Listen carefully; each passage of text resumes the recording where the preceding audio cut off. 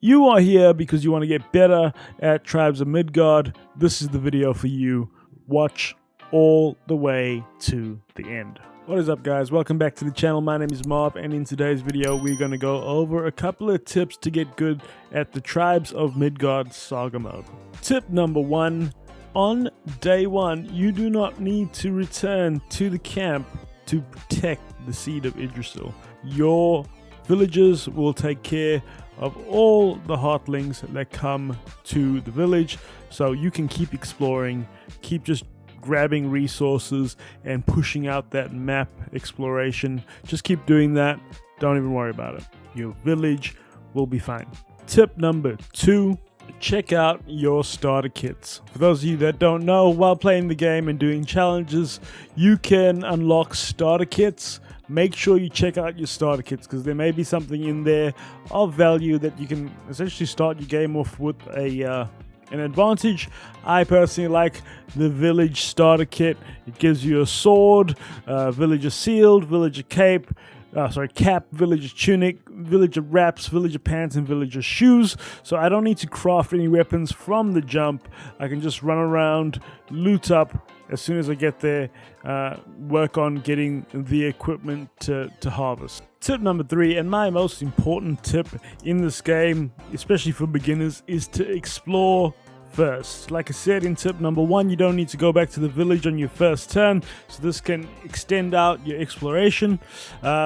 Just travel in one direction until you find a shrine. When you find a shrine, if you haven't hit the sort of peak of that direction, like you haven't hit a barrier, keep going until you find another shrine. So head north till you find a shrine, teleport back to the village.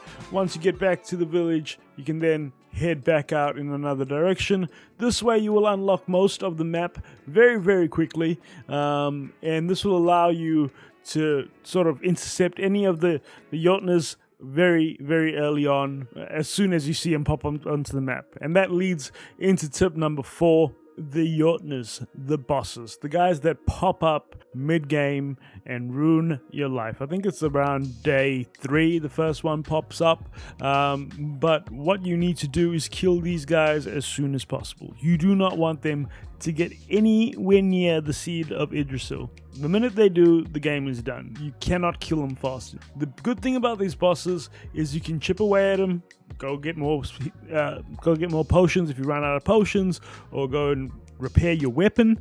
But all you got to do, they're not hard to beat, not even the slightest bit hard to beat. They're obviously sponges.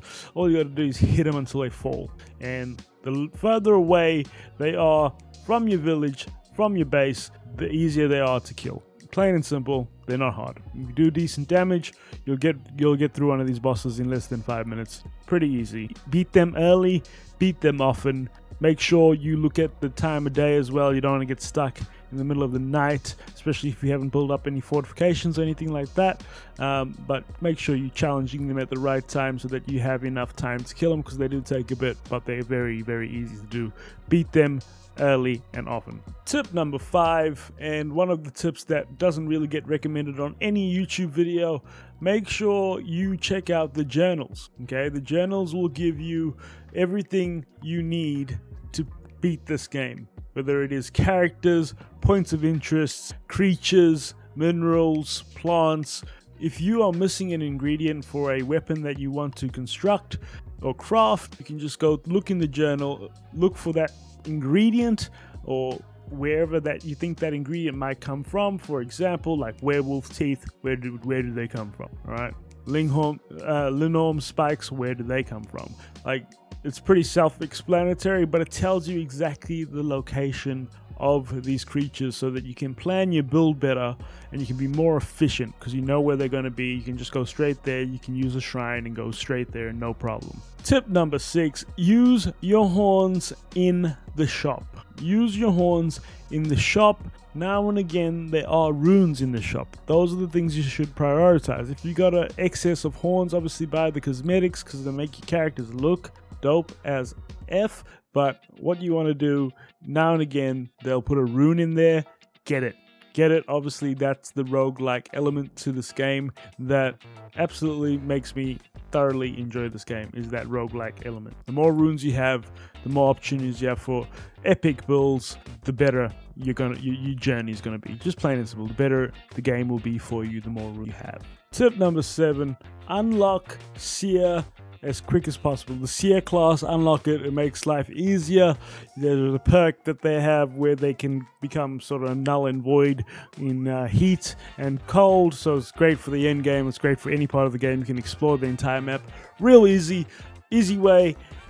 Use the Bifrost to exit 10 worlds. It's very easy. Just beat a Jotner and leave. Just beat a Jotner and leave. Do that 10 times. It shouldn't take you too long. That is my biggest tip as a beginner in this game. Get the Seer class as soon as possible. As soon as possible. And that's my tips and tricks, guys. If you're enjoying this game or you want to squad up and you want to play with me, make sure you like this video, drop a sub on the channel, and hit that bell icon to stay up to date. And comment down below, what do you like most about this game? What could they add in the future? And what's annoying you right now about it? Let me know. I'd love to hear your thoughts. That's it, guys. I will catch you on the next one.